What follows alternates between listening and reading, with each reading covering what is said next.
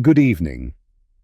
As night quietly settles over the world, we pause in this quiet space, not to escape the day's events, but to reflect on them with a sense of care, clarity, and perspective. The rhythm of modern life often leaves little room for deeper contemplation. But tonight we make time to consider a story that reaches across continents, power structures, and personal beliefs. The evolving relationship between former US President Donald Trump and Israeli Prime Minister Benjamin Netanyahu, figures whose words and actions have echoed far beyond their respective borders. At the heart of this evening's exploration is an increasingly intricate triangle: the United States, Israel, and Iran. For years, tensions have simmered between Israel and Iran, periodically flaring into sharp exchanges, both rhetorical and military. Layered atop this dynamic is the long-standing alliance between the United States and Israel, which has endured through multiple administrations regardless of political party. And yet within that continuity, personalities shape tone, direction, and the contours of policy. Now, as new headlines emerge, the past and present intertwine. Recently, Donald Trump has made pointed remarks that suggest a fraying bond with Netanyahu. These comments come amid rising concerns over Iran's regional influence and the potential for escalations that could reshape the balance of power in the Middle East. The former president, who once proudly moved the US embassy to Jerusalem and withdrew from the Iran nuclear deal, now speaks with frustration about the Israeli prime minister. It is a shift in tone that invites us to ask, what changed? And what might it mean not only for US foreign policy, but also for the broader geopolitical fabric of our time? Tonight, we won't rush through answers. Instead, we'll move gently, layer by layer, through the complexity of this moment. We'll revisit history, examine motives, and invite multiple interpretations.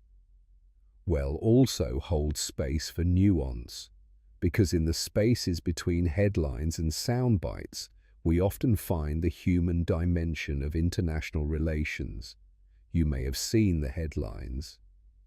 But beyond the words lies a question of influence, how personal relationships between global leaders affect diplomatic strategies, and how their alliances can shift subtly or sharply based on private emotions as much as public interest. This isn't simply a story of politics or policy. It's about pride and power, about legacy and loyalty. And at its core, it's about what happens when trust between nations and between individuals begins to fray, not loudly, but gradually. As we continue into tonight's reflection, let's hold on to one central idea. The decisions of leaders reverberate not only across borders, but also through time.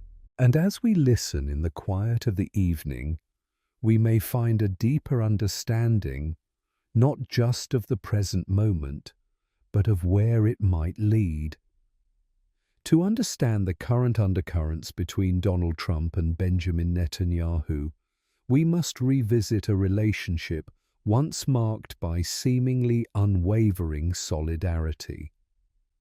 During Trump's presidency, he and Netanyahu often appeared aligned not just in policy but in posture.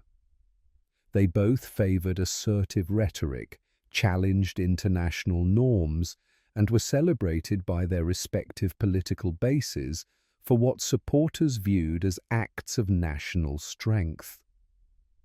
Trump's decision to move the US embassy from Tel Aviv to Jerusalem in 2018 was widely seen as a gift to Netanyahu and a potent symbol of US recognition of Israeli claims to the contested city.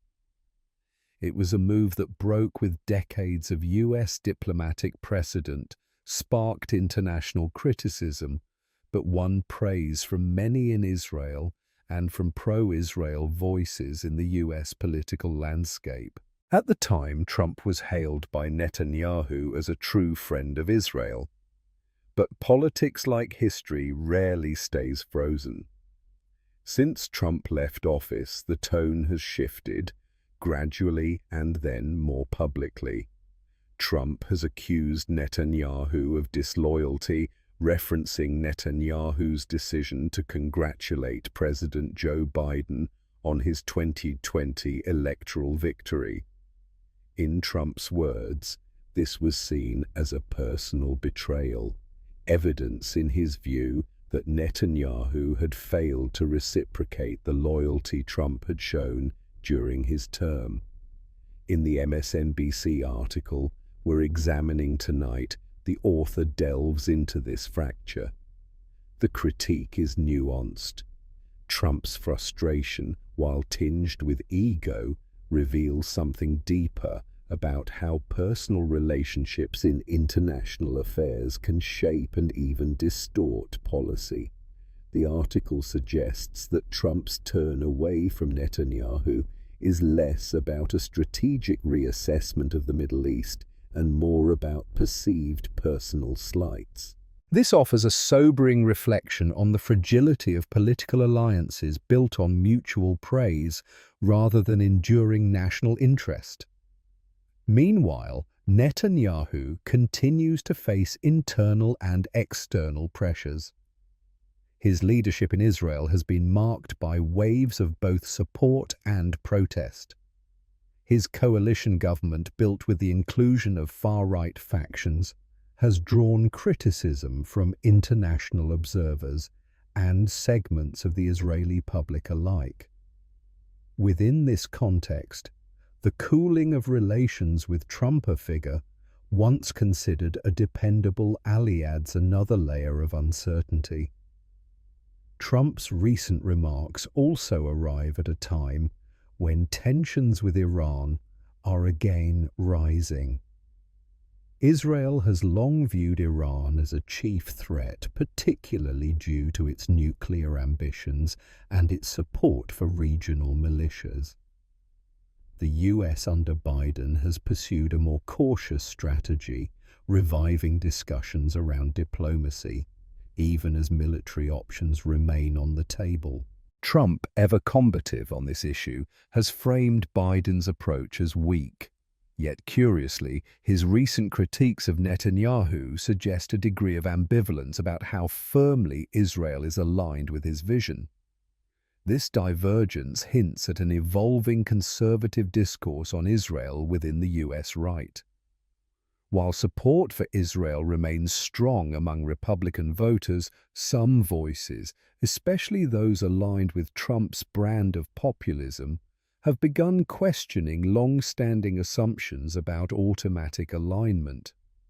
It is not a wholesale shift, but it is a visible tension, revealing the ways in which domestic political narratives can bleed into foreign alliances. We also find ourselves witnessing a moment in which public commentary through interviews, campaign stops, and social media shapes diplomatic perception. Trump's ability to command attention outside official office continues to impact how foreign leaders navigate their messages and policies.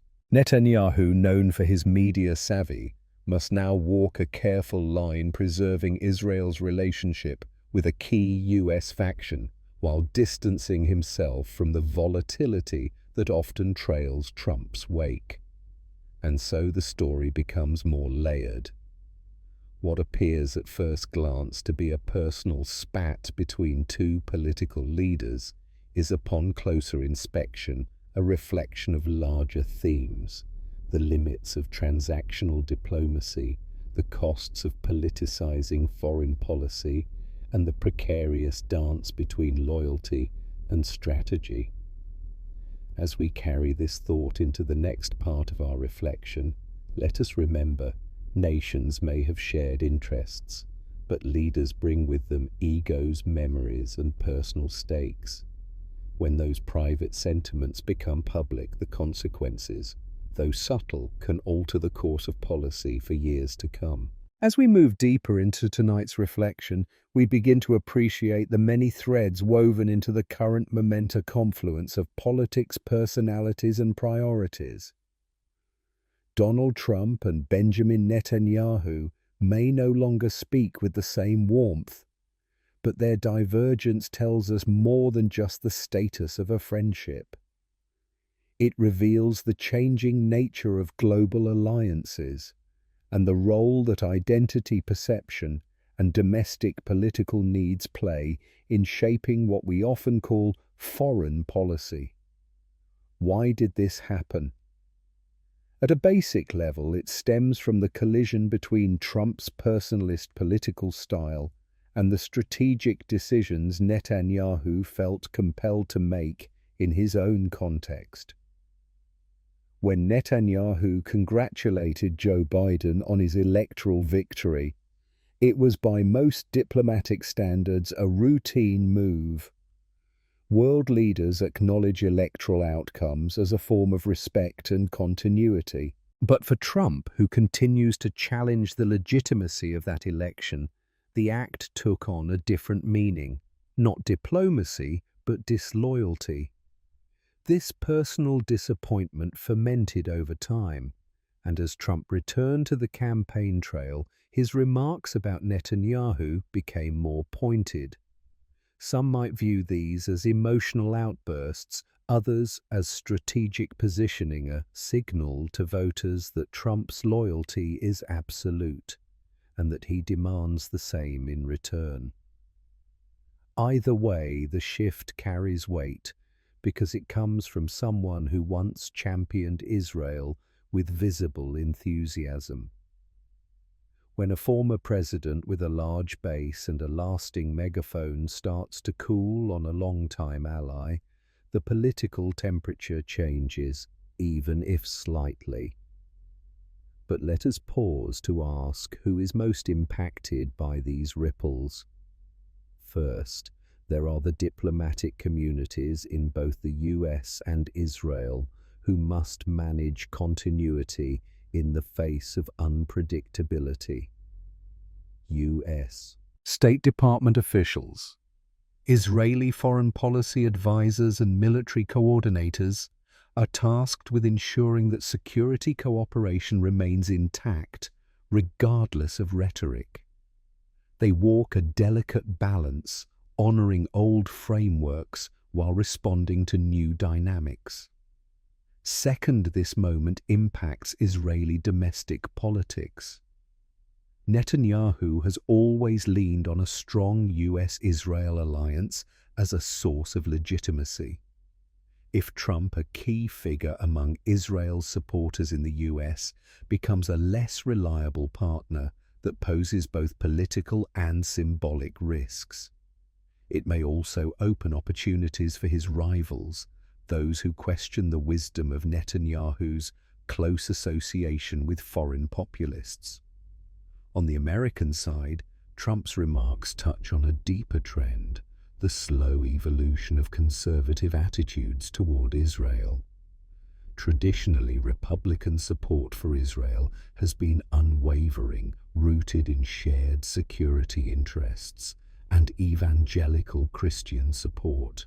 But with rising populism and a growing emphasis on America first, some voices on the right now question whether such alliances are transactional or ideological. This rethinking, though still marginal, reflects a broader reassessment of America's role in the world. What are the positive aspects? While shifts in alliances can be unsettling, they also create opportunities for recalibration. A less personalized US-Israel relationship could allow for more consistency and principle-based diplomacy. It could also open room for new voices, especially within Israel's diverse political landscape, to engage the US without being tethered to specific personalities. And for the broader Middle East, there is an unexpected opening. The waning of personal politics in global alliances may reduce the zero-sum posturing that often dominates public discourse. This doesn't mean that conflicts will vanish, but it might encourage more multilateral, nuanced conversations zones where security, sovereignty, and stability are prioritized over theatrical gestures. There is also a question of public trust. Citizens in both nations are increasingly attuned to the influence of personality over policy, as people see more clearly how individual tempers and narratives shape international decisions. There may be growing demand for transparency, accountability, and restraint. That, in time, can lead to healthier democratic practices. As we anticipate how events might unfold, we should consider several possibilities. If Trump continues to criticize Netanyahu, it may embolden far-right and nationalist actors who see Israel as part of a global elite they seek to disrupt. This could paradoxically make support for Israel more polarizing within US politics, something that would have seemed unthinkable a decade ago. Alternatively, this distancing might force Netanyahu to broaden his diplomatic base, strengthening ties with Europe, Gulf nations, or Asia to offset any perception of declining US support. In doing so, Israel may find new arenas of cooperation, particularly in tech, climate, and regional energy security. Finally, Trump's own political trajectory remains in flux. Should he win re-election, the dynamics with Netanyahu may recenter, they may intensify in their divergence. The unpredictability of his approach remains a defining characteristic. But whatever happens, the echoes of this current moment will linger. As we prepare to enter the next stage of our reflection, let's carry this insight. Foreign policy is not only the sum of treaties and military aid, but also of emotions, ambitions, and unresolved personal narratives. And those, as we've seen tonight, can reshape even the oldest alliances. Let's take a gentle step into the world of possibility. The scenarios we're about to explore are not predictions but thoughtful what-if considerations designed not to provoke fear but to invite reflection. What if Donald Trump, in a bid to reinforce his political brand, further distances himself from traditional alliances like the one with Netanyahu? If this becomes a consistent theme in his campaign speeches, it could mark a subtle ideological shift in the Republican Party where loyalty to Trump supersedes loyalty to international partnerships. In that world, foreign policy might become more reactive, tailored to domestic applause rather than long-term planning. Now imagine Netanyahu faced with growing uncertainty from his former ally, turning more decisively to regional diplomacy. What if he sought closer ties with Gulf nations building on the Abraham Accords and positioned Israel as a technological and security partner in a broader Middle East strategy? Such a shift could bring new dynamics to the region. Cooperation between unlikely partners, economic ties that transcend religious divides, and a softening of previously rigid enmities. Another possibility. What if Biden, another future US leader, used this cooling between Trump and Netanyahu as an opportunity to reset the US-Israel relationship on more institutional grounds? Rather than centering policy on individuals, The administration might expand engagement with a broader range of Israeli voices, including civil society, opposition leaders, and regional governors. Over time, this could result in a US-Israel partnership that is deeper, less performative, and more resilient. But what if these changes backfire? What if Trump's base interprets any distance from Israel as a betrayal of conservative values, creating a cultural wedge within the Republican Party itself? And what if Netanyahu, in trying to compensate for the loss of Trump's favor, doubles down on policies that further isolate him on the world stage? These are not outcomes we wish for, but they are within the realm of possibility. They remind us that international relations, while often treated as abstract or strategic, are shaped by the same forces we experience in daily life: trust, insecurity, communication, pride.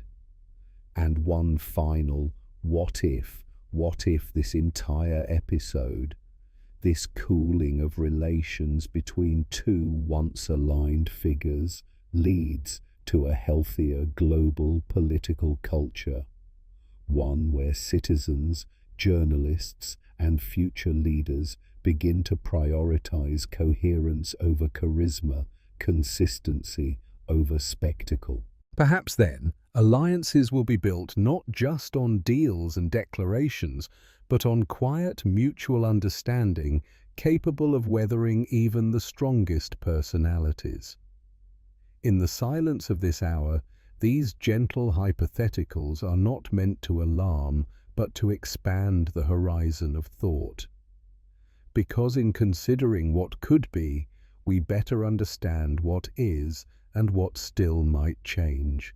And so we arrive at the final moments of tonight's journey, gently stepping back from the complexities of global alliances and personal rivalries, and allowing space for stillness and insight.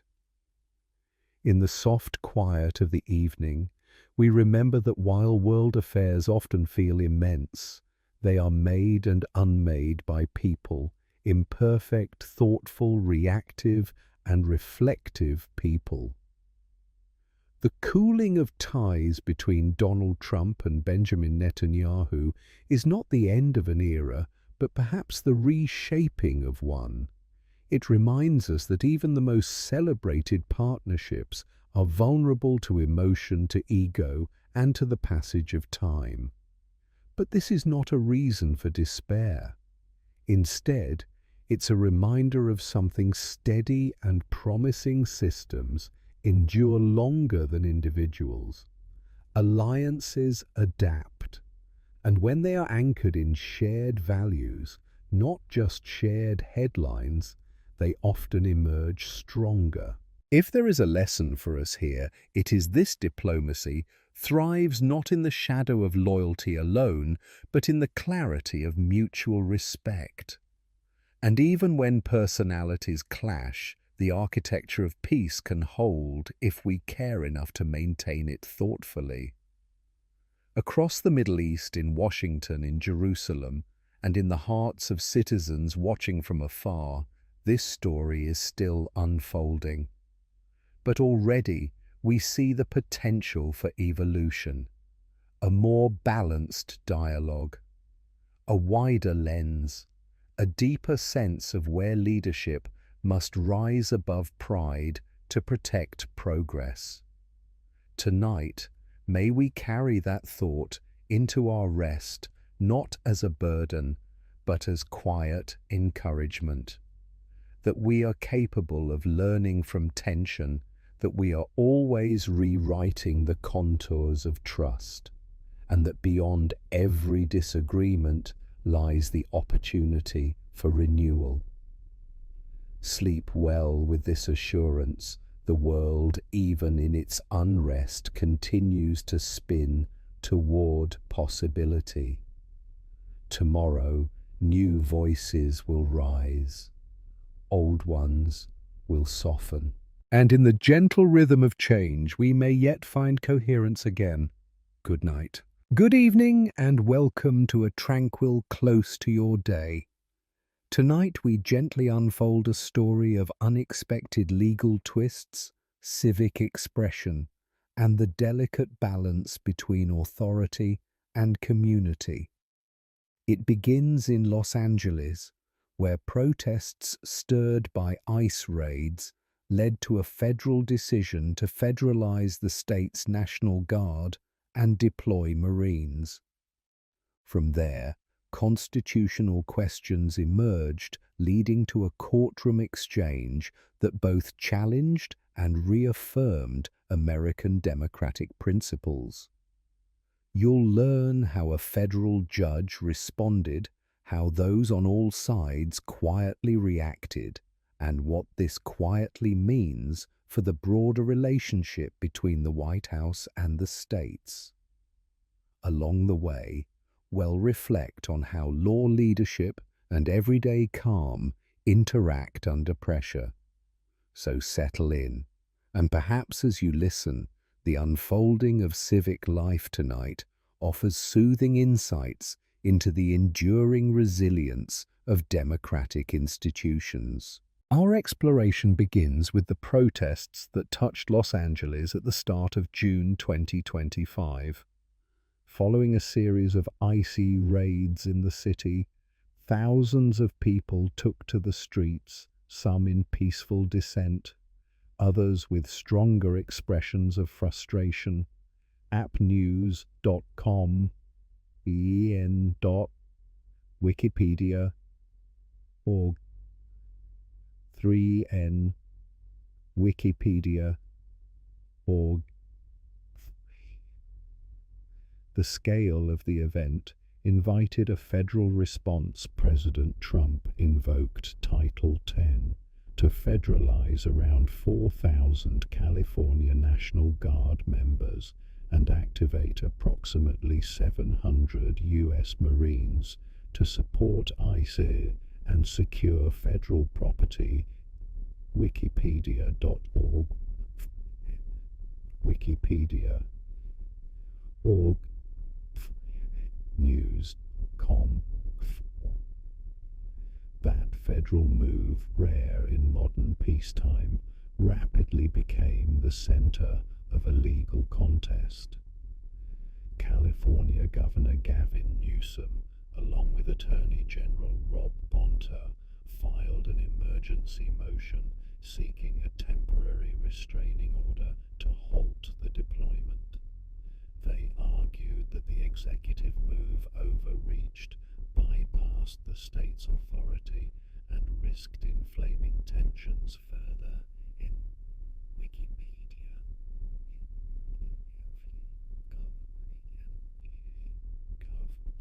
Wikipedia or +3. On June 12th, U.S. District Judge Charles Breyer, known for his calm demeanor and constitutional focus, held a hearing. He carefully examined whether the president's actions met the standards of Title 10 service and constitutional checks. The result was a gentle but firm message. The order overstepped statutory limits and significantly contradicted the 10th Amendment by not involving the governor's consent. Politico.com, 6N, Wikipedia, org+, News.com. Yet before this order could be implemented at noon Pacific on June 13th, the government appealed, and the Ninth Circuit Court of Appeals issued an administrative stay. That pause allows both sides to present fuller arguments in a scheduled hearing later this month. Let's gently unpack why this moment matters and why the legal process unfolded as it did. At its heart, this case rests on two intertwined principles. One, the president's constitutional role as commander-in-chief, and two, the federal structure that grants states authority over their own National Guard units unless a specific exception applies. Governor Newsom's argument leaned on the idea that domestic deployment requires cooperation, not bypass between federal and state offices. Furthermore, legal statutes 10 U.S.C. 252 and 12406 offer strict guidelines, including the requirement for a governor's role and the need for a rebel or emergency scenario, one of which were clearly present here. Wikipedia.org. Judge Breyer's calm analysis reflected this. He held up a pocket constitution in court, emphasizing that a president is not a monarch, and noted that while the federal government had highlighted some instances of protest-related disorder, it had not demonstrated widespread armed rebellion. Wikipedia.org. On the other side, the federal government maintained that protecting federal buildings and personnel justified the deployment under Title 10. They suggested courts should not interfere in such decisions, citing past precedents involving school integration and strikes. But Judge Breyer responded that domestic use of military force is rightly limited, and judicial review remains a vital guardrail. In peacetime, appnews.com. 1. The interim appeals court stay reflects the natural ebb and flow of legal proceedings, neutral pause rather than a denial. It acknowledges that review is underway, a thoughtful procedural step time. 7ABC News, go.com plus 7 Washington Post.com 7. Beyond that, public responses have been measured and reflective. Governor Newsom called the district court ruling a test of democracy and voiced relief that constitutional processes are being upheld. Time.com plus 28news.com 28news.com plus 2. Meanwhile, federal spokespeople emphasize that they're appealing the order to ensure a consistent national policy. Meanwhile, National Guard members stationed in Los Angeles have quietly shared unease about being caught between state and federal directives. A reminder of the personal dimensions often unseen in headlines. Let's step back and gently consider what lies ahead and how this could unfold in various scenarios. First, if the Ninth Circuit ultimately upholds Judge Breyer's ruling, California would regain control of its guard units until the conclusion of further hearings. That would reaffirm a federal-state balance, affirming the constitutional view that domestic military deployment must be collaborative, not imposed. It's a moment that could encourage more precise federal processes for future domestic responses. Alternatively, if the appeals court sides with the White House, arguing that national security and protection of federal assets justify such deployment, it would clarify federal supremacy in specific domestic contexts. Such a result may push states to negotiate frameworks with the federal government for future events, potentially adding clarity and reducing friction. In the broader public sphere, the hearings could usher in clearer guidelines around the Posse Comitatus Act. Reassess. Title: Tens. Domestic triggers or encourage bipartisan legislation to update domestic deployment rules in the 21st century. From a community standpoint, Los Angeles could transition out of emergency posture curfews might ease, and federal forces may begin to step down. Protests might cool, offering an opportunity to rebuild trust between communities, law enforcement, and federal agencies. Still, many voices, from retired military leaders to civil rights groups, have echoed caution. Mixing military force with civilian law enforcement can strain democratic norms. Time.com. Then Wikipedia, org. 5N. Wikipedia, org. Washington Post. Coleman, Wikipedia, org. Their tempered concerns highlight the need for dialogue and safeguards, not alarm.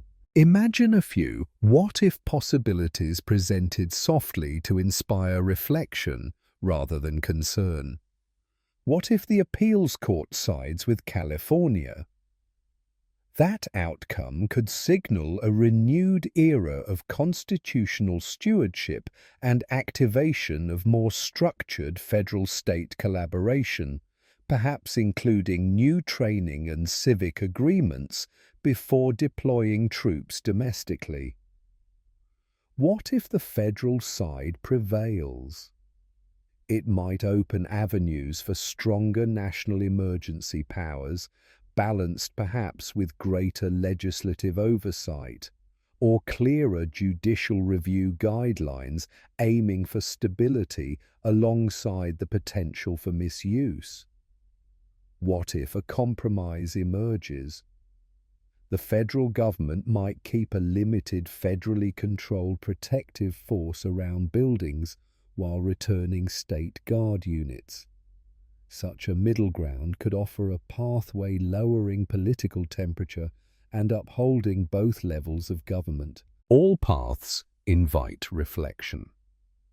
How should democracy respond to civil unrest? What role should shared authority play? This moment challenges us to imagine reasoned power sharing rather than abrupt division. As the night deepens, let us carry forward thoughts of renewal and possibility. This episode in Los Angeles reflects not disorder, but constitutional resilience. In these quiet moments between twists of litigation and public debate, the foundations of law and democracy prove they can adapt, clarify, and safeguard our collective journey.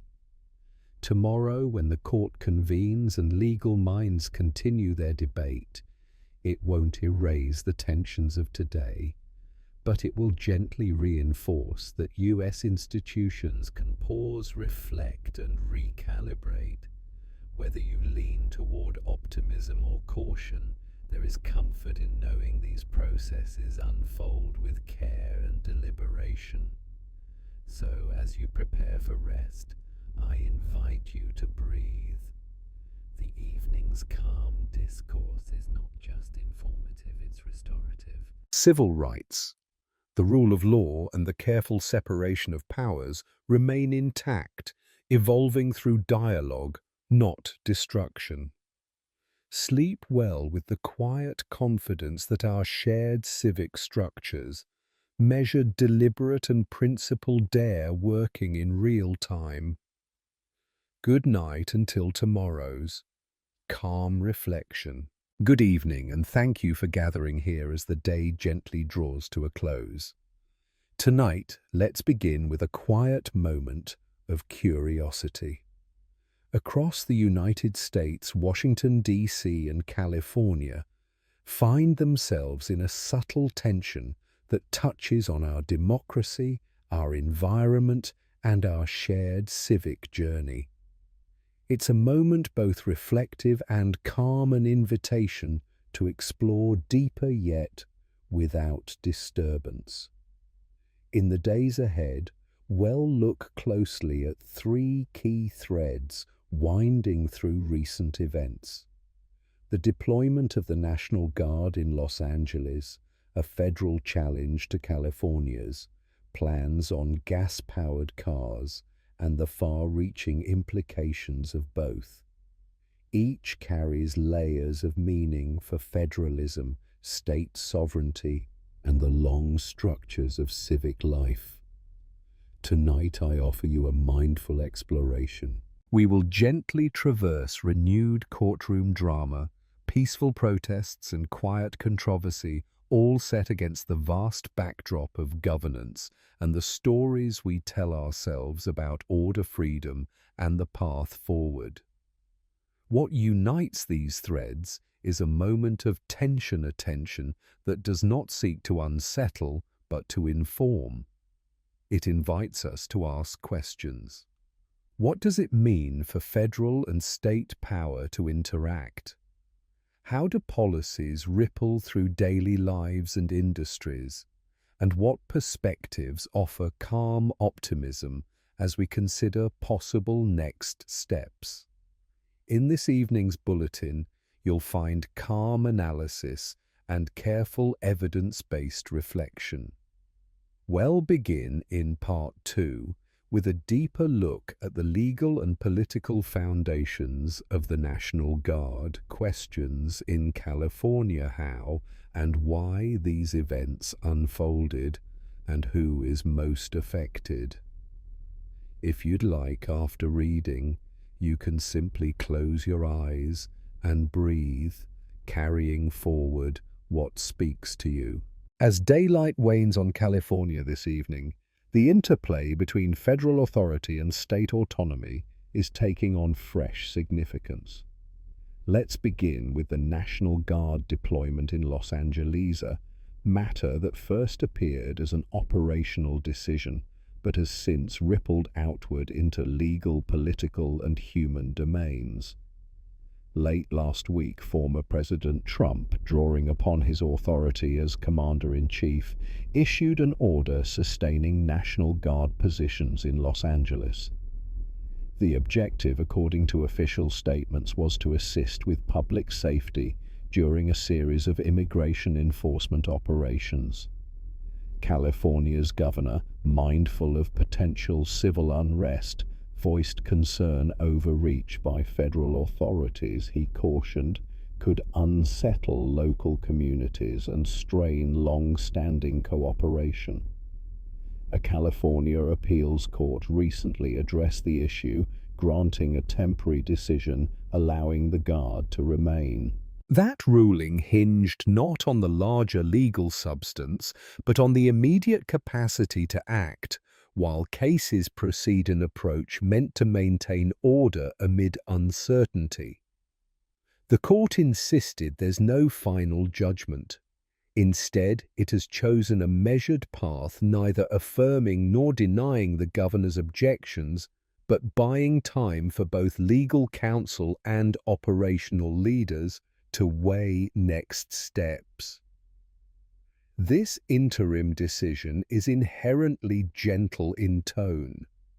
It does not force immediate withdrawal or expansion, but instead reflects judicial career readiness to pause rather than rush. This careful stance invites calm reflection. The decision preserves the status quo, allowing agencies to monitor community response review data and consider the longer arc of civic life. In this way, the rule of law acts as a soft brake steering rather than anchoring us in procedure and patience. Let's turn now to the broader context. What does this moment mean for individuals on the ground? National Guard personnel remain in place, emphasizing one clear objective: reinforcement of civil security. For those living near the sites of overnight enforcement, their presence may offer reassurance, or for some lingering uncertainty. Yet this deployment has not escalated into large-scale conflict. Streets are calm, school schedules remain stable, and civic life proceeds with gentle continuity. Still, many are asking, is this a preview of new patterns? Are we witnessing a shift toward more frequent federal-local tension in the name of enforcement.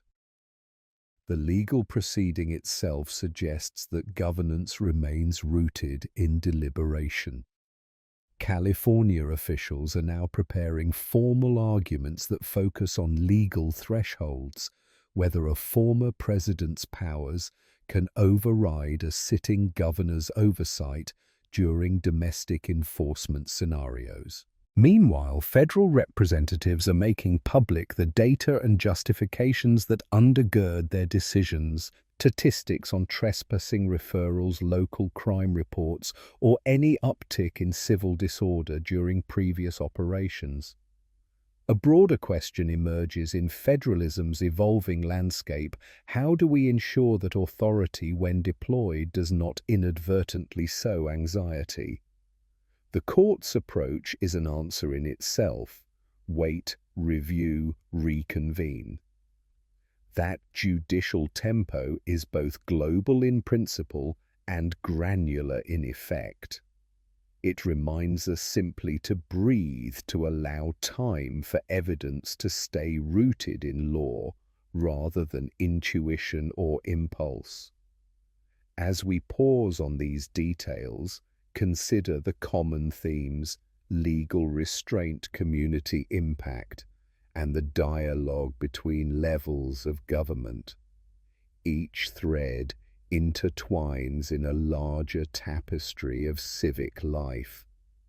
And while tensions may simmer, the rule of law offers us a gentle way forward. We'll continue in Part 3 with a softly focused examination of California's environmental policy challenge, the federal pushback on the state's ban of new gas-powered car sales, and how that issue echoes similar concerns around autonomy, public welfare, and economic balance. Let us now move from the courthouse to the roadway, from legal boundaries to environmental thresholds. Our focus shifts gently to another unfolding development: the Trump administration's move to block California's future ban on new sales of gas-powered vehicles. This step, while expected in some policy circles, opens a meaningful dialogue not just about emissions, but about autonomy, industry, and the pace of national change. California's plan, originally set into motion under previous leadership, aimed to phase out the sale of new internal combustion engine vehicles by 2035. Framed as both an environmental necessity and an economic opportunity, the measure received wide support from climate advocates, urban planners, and many in the tech and automotive sectors. However, with a stroke of executive authority, former President Trump reversed course, signing a measure to preempt that ban under federal commerce and energy provisions. What does this mean in practice? The federal argument rests on the assertion that nationwide standards must take precedence over state-by-state regulations, particularly when those regulations affect a broad interconnected industry like auto manufacturing.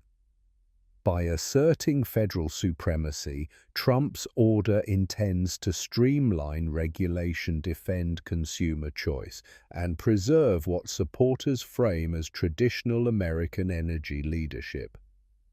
But softly beneath the surface, there are multiple interpretations, and none are wholly wrong. Environmentalists argue that California's pioneering standards historically pushed the nation forward. Indeed, the state has long functioned as a policy laboratory, often influencing national standards. In this light, the federal intervention feels to some like not merely a regulatory correction, but a philosophical rollback, one that prioritizes fossil fuel resilience over the forward march of decarbonization.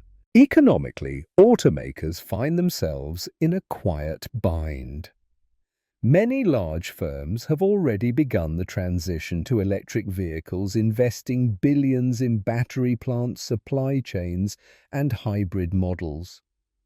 To reverse course or even to stall introduces friction. On the other hand, dealerships and manufacturers in states where electric vehicle demand remains low may view the federal measure as a lifeline, offering time to adjust without penalty, time to serve a consumer base that hasn't fully embraced the change. This brings us to a core idea pace. The debate here is not only about goals, but about tempo.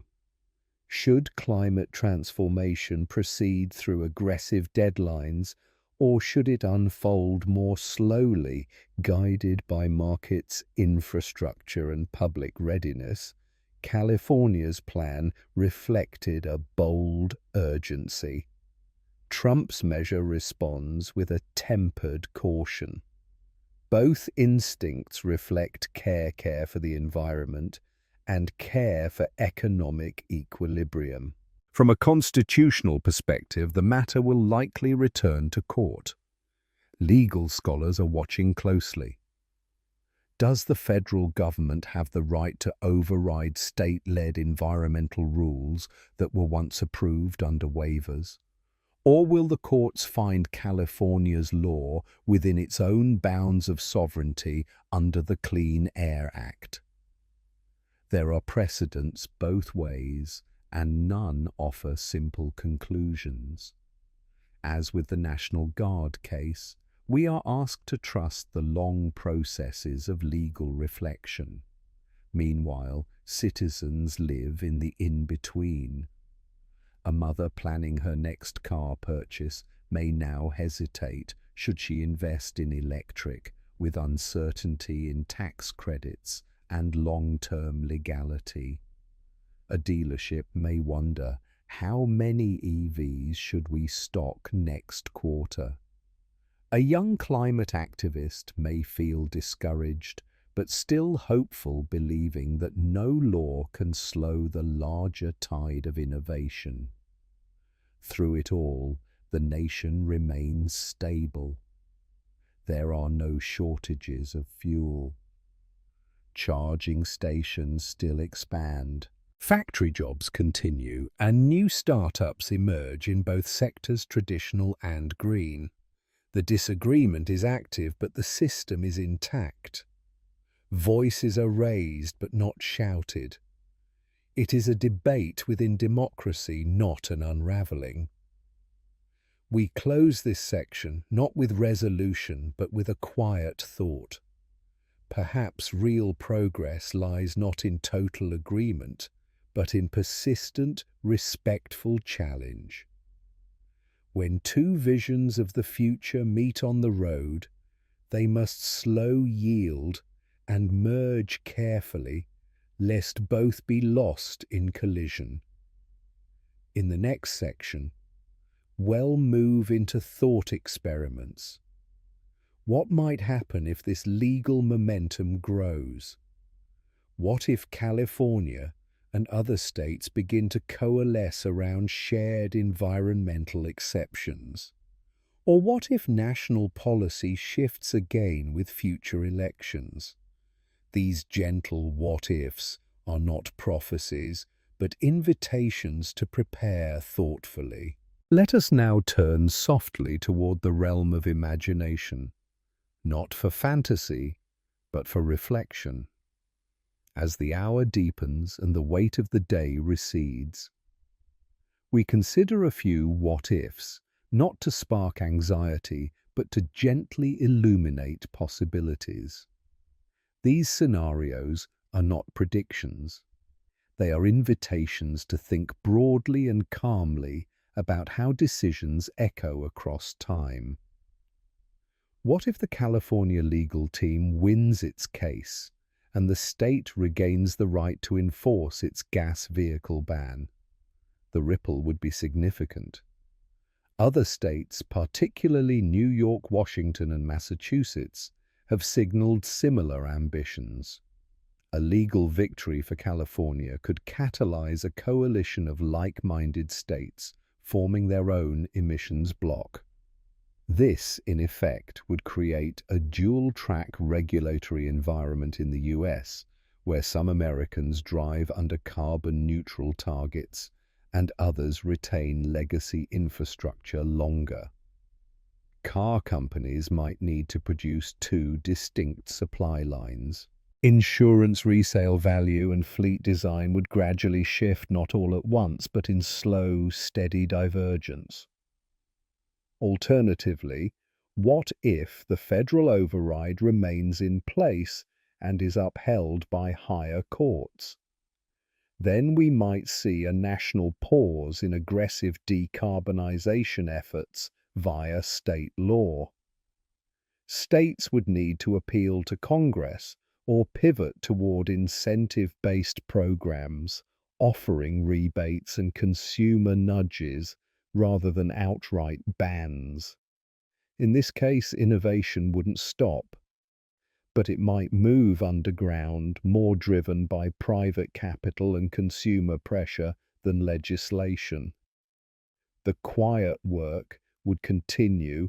Battery labs, grid upgrades, and public transport planning would hum in the background, waiting for a more favorable regulatory season. Consider another angle. What if these twin cases, the National Guard and the car ban, merge in the public mind into a broader perception of federal constraint on state authority? Over time, that sentiment could influence elections. Candidates in state houses might run campaigns not just on climate or policing, but on the broader theme of restoring local rights. Meanwhile, federal leaders could frame their responses as protecting uniformity, stability, and national cohesion. And yet, one more gentle path. What if both sides quietly recalibrate without waiting for final rulings? Suppose the Trump team tempers its enforcement tone while allowing some state-level pilot projects to continue under review. At the same time, California could slow its timeline modestly while expanding dialogue with federal agencies. In such a scenario, the narrative becomes less about confrontation and more about shared calibration, a recognition that reform takes both boldness and flexibility. Each of these possibilities invites not fear but preparation. None threaten to break the system. Instead, they show a democracy at work, testing its boundaries, exercising its rights, and refining its shared story. As we shift into our final part, carry with you this sense of movement. Even in disagreement, progress is possible. And beneath every court case and executive order, there are millions of quiet decisions made every day by workers, families, scientists, and citizens. These are the steady beats beneath the headlines. Let's close our journey tonight with hope, softness, and an eye on what endures. When you're ready, well. And so we arrive gently at the edge of night. The conversations we've followed about National Guard deployments, car bans, legal boundaries, and shifting futures have been many-layered. And yet, through each thread runs a single reassuring truth. The American system, for all its complexity, remains in motion, in dialogue, and in care. It's easy, perhaps too easy, to view such headlines as signs of division. But here in the quiet, we might also see something else: persistence. A state standing by its environmental vision. A federal administration standing by its interpretation of national unity. A court choosing not to rush to judgment, but instead to wait, listen, and let time reveal the deeper path. These are not signs of collapse. They are signs of resilience. Think of the citizens who move within this tapestry. A farmer in the Central Valley wonders how immigration policy might change his workforce, but still rises each morning to water his crops. An EV technician in Sacramento continues repairing chargers even amid shifting policies. A guard officer stationed in Los Angeles watches over a peaceful neighborhood, uncertain of tomorrow's orders, but calm in the task at hand. In each of these people, we see the heartbeat of civic life, steady, practical, unfazed by the turbulence at the top. Policy changes, but people continue. And in that we find hope. Tonight's news did not offer final answers. The courts have not ruled definitively. The laws remain contested. But that too is part of the American rhythm. The arc of democracy is not one of sudden change, but of layered debates, reviewed evidence, and most importantly, public reflection. And it is in these quiet hours as you prepare for rest that reflection finds its most gentle form. You may carry questions with you into sleep.